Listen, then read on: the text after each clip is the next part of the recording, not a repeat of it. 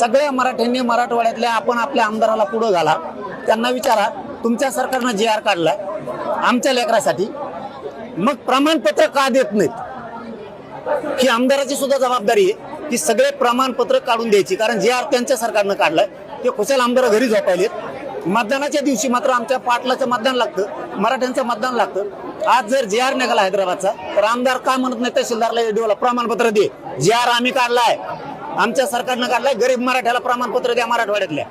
आणि हे आमदारांनी म्हणावं, माझ्या हात जोडून विनंती आहे मराठवाड्यातल्या सगळ्या आमदारांना की तुम्ही तहसीलदारला OEDना फोन करून विचारा, JR काढलाय तुम्ही JR प्रमाणे कुणबी प्रमाणपत्र वाटप करा तहसीलदारला आणि EDO ऑफिसला जाऊन बसा आमदारांनी।